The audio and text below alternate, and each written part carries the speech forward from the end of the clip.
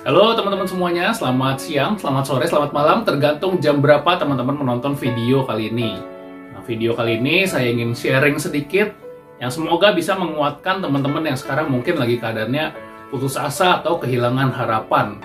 Nah, masalah kehilangan harapan itu bisa banyak sebabnya ya, tapi yang terutama adalah ketika kita menginginkan sesuatu di mana kita udah berusaha banget, tapi ternyata tidak tercapai. Kalau misalnya kita nggak berusaha, mungkin nggak tercapai, ya udah. Emang itu ya sudahlah.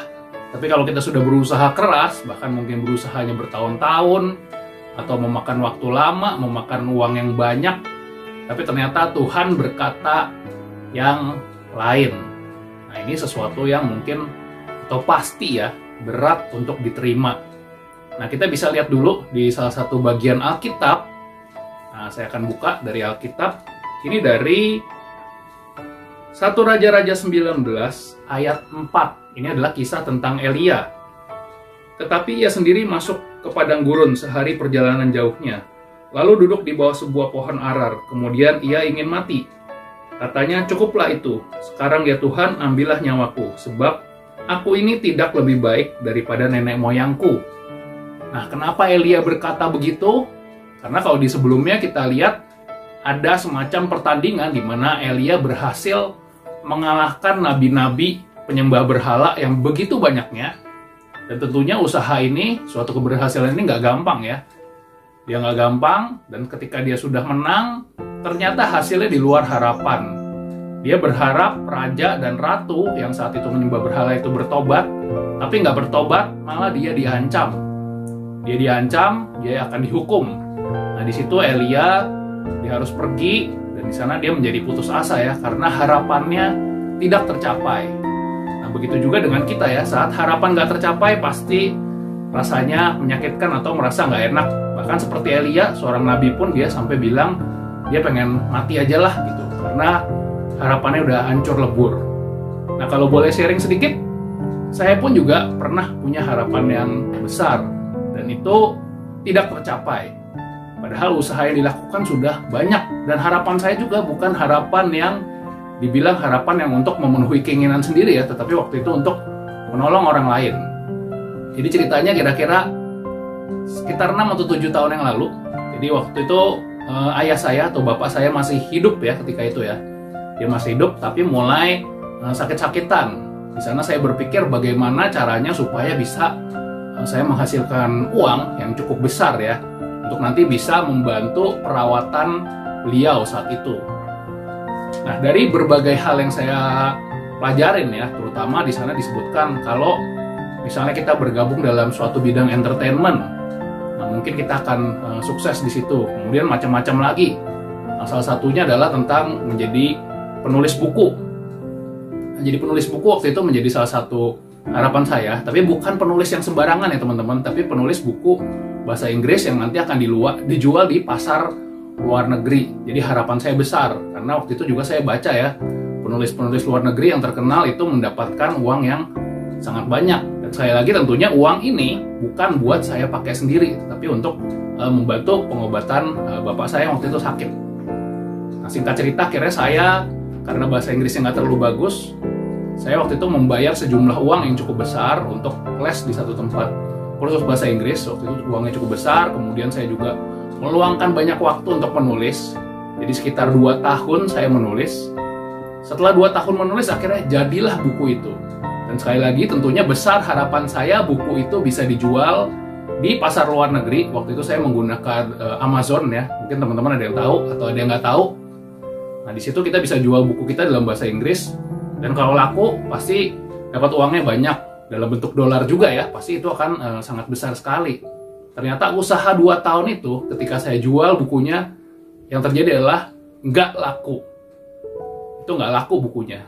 Dan saya bukan hanya nulis buku aja waktu itu, tapi ketika itu juga di setiap malam ya, di setiap malam nih secara rutin saya latihan yang namanya stand up comedy. Mungkin teman-teman tahu ya stand up comedy ya. Ada Dodit, ada Ernest dan sebagainya. Waktu itu saya juga latihan di stand up comedy Jakarta Utara. Bisa cek sendiri kalau nggak percaya.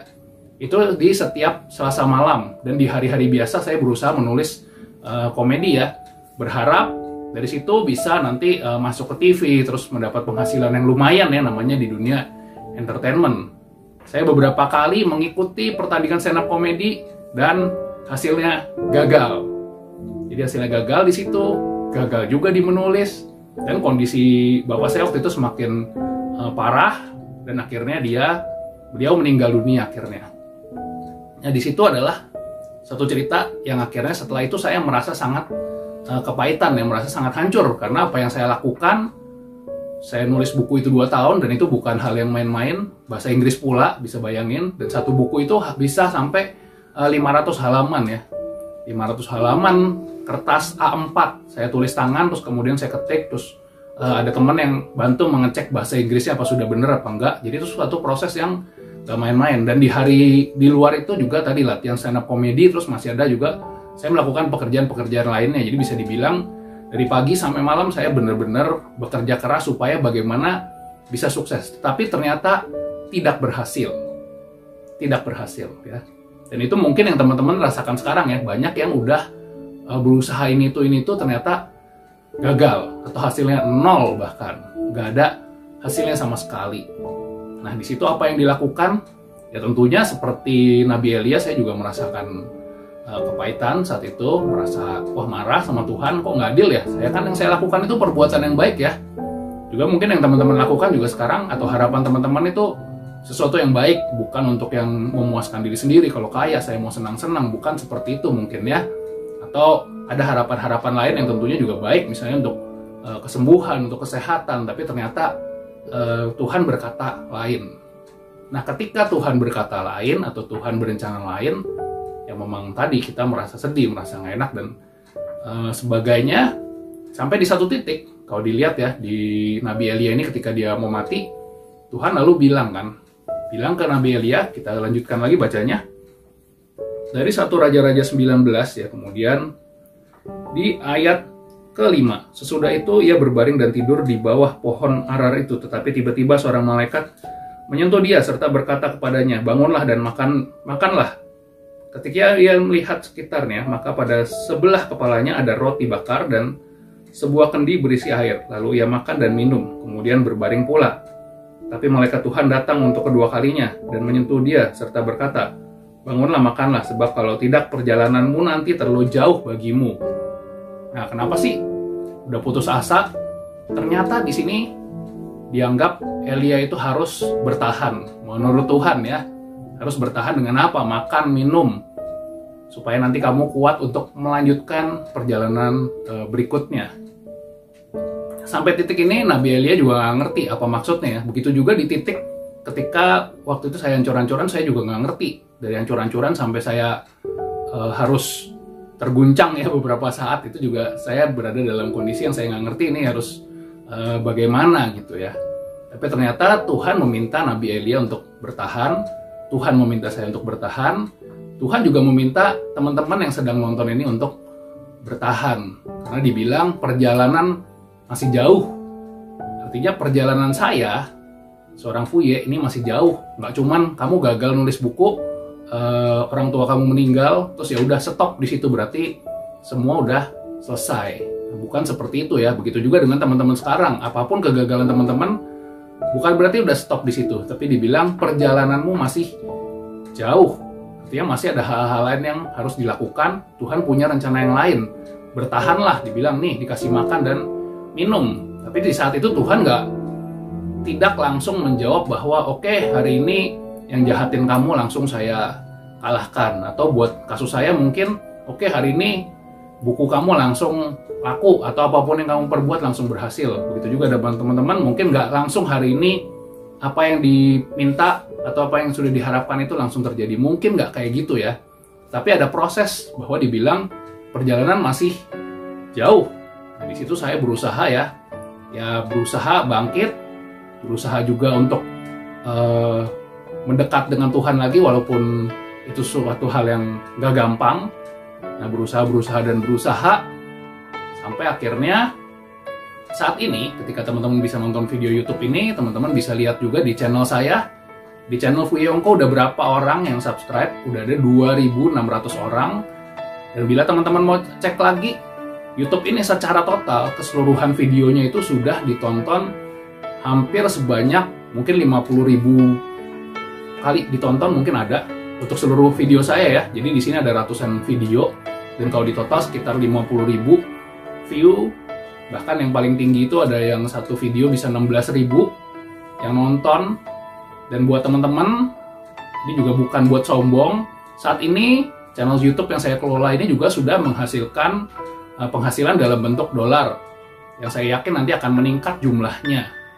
Nah, ini ada sesuatu yang juga saya nggak tahu rencana Tuhan apa. Barangkali memang bukan menghasilkan satu buku. Barangkali ya dengan channel YouTube ini saya bisa berkarya, bisa menghasilkan sesuatu yang bisa membantu orang lain. Barangkali dulu kalau buku nggak akan bisa menjangkau sampai puluhan ribu orang. Mungkin baru 1.000, 2.000 kejual juga waktu dulu. Itu sudah bagus, walaupun nggak terjadi ya. Tapi di channel ini, dalam seminggu atau bahkan dalam satu hari bisa 500 sampai 1.000 orang yang menonton di dalam satu channel atau dari keseluruhan video yang saya punya. Nah, itu adalah suatu rencana Tuhan yang saya nggak tahu. Dan yang berikutnya, ketika saya udah kehilangan harapan ya, nggak bisa menolong, memberikan bantuan secara keuangan saat itu ya. Tapi saya di sini sekarang, saya bisa memberikan bantuan berupa ya berbagai berkat dari video-video saya, terutama untuk perkembangan pelayanan sekolah minggu. Teman-teman bisa cek banyak game-game sekolah minggu di sini yang ditonton oleh guru-guru sekolah minggu di seluruh Indonesia dan menjadi berkat buat berbagai sekolah minggu.